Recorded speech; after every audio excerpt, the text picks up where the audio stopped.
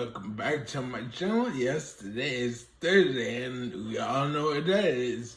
Good drinker time, but let's start with greetings before we get into the title. Come on. Hello, my name is Daniel. I'm your host. Your guy in the chair. He said it! And of course, today, the good drinker. But we'll hear what he has to say about how The Witcher 4 is straight trash. Portly and Messenworth. He doesn't get a break at all. So let's enjoy. We all must suffer for our art, dear viewer. Some of us have to endure bitter physical hardships, or drastically altering our appearance, or even lose our minds entirely in pursuit of a role. But truly, all of that pales into insignificance compared to what I had to endure over the weekends. That's right, I have watched Season 4 of The Witcher. Or at least I tried to, but by all the gods and all the curses of Entish, Elvish, and the tongues of men, this one fought me every inch of the way, and in the end, I was defeated. The man who conquered Blood Origin, who took down the Acolyte, who endured the depravity of Last of Us Season 2, was finally undone by this show. The Witcher Season 4 is without doubt one of the most wretchedly miserable products of human endeavour that I've ever experienced. A show that somehow combines all the worst aspects of every other terrible sci-fi and fantasy project of the past decade into one horrifying congealed mass of shittiness. The laughably bad acting, production design, and 21st century metropolitan diversity of Willow, the hammy writing and overblown melodrama of Rings of Power, the relentless gender and sexual politics of the Acolyte, and the insufferably annoying characters of Peacemaker. And the thing that's worst of all is that it's all hammered home with the dour, self-important seriousness of House of the Dragon, only without any of the intelligence, sharp dialogue, or interesting characters. Basically, what I'm saying with all this shite is that the reality of Witcher Season 4 isn't as bad as we all feared it would be. Reality is much, much worse. Let me show you. Let's get this pish over with quick so that I can slip into something more comfortable. Like a fucking coma. The story picks up shortly after the events of Season 3, where our three leads have been split up and separated. Because literally every person, animal, and object in the Witcher universe is now looking for her, Ciri is now on the run with a fake identity, where she's fallen in with this carefully chosen group of, diverse individuals. Right. Honestly, this has got to be some kind of piss take, man. How is this show even real? The only thing that's missing is a guy in a wheelchair to turn it into a poster for modern day Dungeons and Dragons. We're all just living our truth, you guys. Anyway, these are the rats, and they survive by stealing food and money from hard-working, law-abiding citizens, which is perfectly fine according to the rules of modern writing, as long as you're poor and diverse. And Ciri soon starts a relationship with whoever the fuck this girl is. Oh yeah, Ciri's gay, by the way. You don't say! Oh my goodness, who could have predicted this turn of events in a modern fantasy show?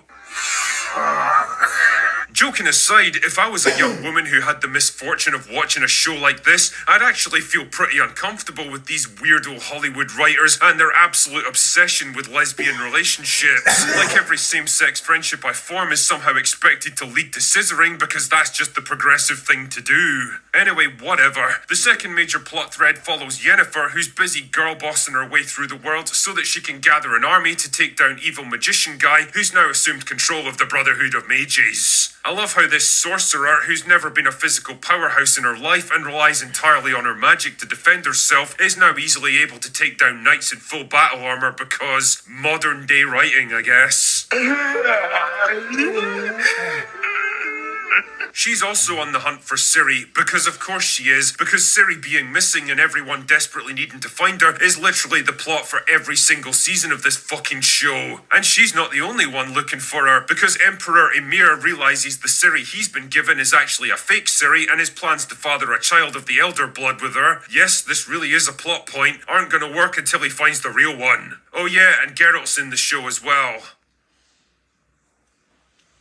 Anyway, moving on. You know how one of the big criticisms of The Witcher, especially as the narrative progressed into season 3, was that Geralt was basically relegated to a background character in his own show in favour of the twin rulers of Girlboss Mountain, Yennefer and Ciri? Well, strap in, because season 4 is going to give you even more girl bosses. And maybe once in a while, Geralt might be allowed to take part in some irrelevant fight scene, saving an innocent woman from some bandits, or saving more innocent women from being burned as witches. Are you spotting a theme here? All while pining for Ciri and Yennefer, of course. Holy shit, man, Henry Cavill must be laughing his ass off. I mean, no wonder he bailed on this show. The writers seem to resent Geralt's very existence in the story and do everything they can to break him down and keep him sidelines. You've really got to feel bad for Liam Hemsworth. I mean, I'm sure the money was good and all, but let's be honest here, this role isn't going to do his career any favours. He was handed an absolute poison chalice with this one, given the thankless task of filling Cavill's boots with a writing team that clearly see him as surplus to requirements anyway. He spends the first few episodes basically in a holding pattern, doing nothing of any real significance, while the writing team lavish the bulk of the plot-moving events on other, more important characters. I mean, don't get me wrong, it's not like Hemsworth distinguishes himself with his performance either. His take on Geralt is more flaccid than a male feminist in front of a Sydney Sweeney poster, and it just emphasises how much heavy lifting Cavill was doing in a show that didn't even appreciate him. Yaski is still an insufferable prick that makes me want to grab a power drill and perform a frontal lobotomy on myself every single time he opens his retarded mouth. The guy flounces through every scene with the exaggerated flamboyance of a 1980s action flick's idea of what a gay man should act like. The rats are a bunch of absolute wankers as well. Nothing but a series of stereotypes and cardboard cutouts masquerading as characters. Not a single one of them can fucking act to save their lives, and they all talk and act like they just walked in off the street from 2025. I can't emphasize enough how much shit like this completely destroys any sense of immersion in the show. Even in the later seasons when the writing fell off a cliff, Game of Thrones at least still looked and felt like a believable fantasy world. The Witcher feels more like an SNL skit filmed in any vaguely old buildings the production could find, with medieval costumes ordered direct from Temu, only there's no punchline to any of the jokes. I honestly don't know how a show that costs hundreds of millions of dollars ended up looking and feeling so fucking cheap, but somehow Netflix managed it. Aside from that, all the usual problems that have dogged The Witcher since the very beginning are present and correct here, only worse. The convoluted, overarching storyline that's trying to juggle way more factions and characters than the writing team could possibly handle. The hammy performances by actors who look like they're dying from terminal cringe that make Xena Warrior Princess look like Lord of the Rings in comparison. The complete lack of geographical understanding that's only made worse by every single village, town and city looking like every other, because apparently medieval fantasy lands have to reflect the world we live in today. In fact, the problems become so laughably bad that not only does every location in The Witcher look like every other, but The Witcher itself looks like every other generic fantasy show that's been made in the past 5 years. It's like if fantasy was manufactured by IKEA. And of course, there's the never-ending push to make every female character into a powerful, all-conquering girl boss that has to be the center of everything, whose only weakness is the men around them holding them back from true greatness. Hate to be the one to point this out, guys, but the majority of your target audience for a show like this is men, and if this is the best you can offer them, well, don't be surprised if they check the fuck out. The Witcher really did have everything in place to be the next Game of Thrones. The resources, the actors, the IP, and the baked-in fan base. It could have been the definitive fantasy show that would dominate TV for the next decade and probably spawn an entire extended universe of spin-off shows. All they had to do was stay faithful to the source material and not bastardize it in the name of pandering to modern audiences. And well, they failed. Big time. As Nerdrotic once pointed out, if you play social justice games, then you win social justice prizes. And truly, Lauren Histrich and her team of retards have played the biggest social justice game of them all, with hundreds of millions of dollars of other people's money and a beloved IP that she didn't have a hand in creating. And her prize? A show that nobody fucking wants. So I'm gonna say what I said about Kathleen Kennedy when the dust settled from the Star Wars sequel trilogy. I hope it was all worth it. I hope you feel real good about yourself when this is all over, because you're gonna be remembered as the showrunner who fumbled the biggest layup of all time. Anyway, that's all I've got for today. Go away now. Hey everybody, I hope y'all heard what he had to say. It's another reason why I didn't watch The Witcher season 4. They changed actor last second and turned into straight girl boss. I mean, the girl, they were something to look at, but no, it wasn't about the story.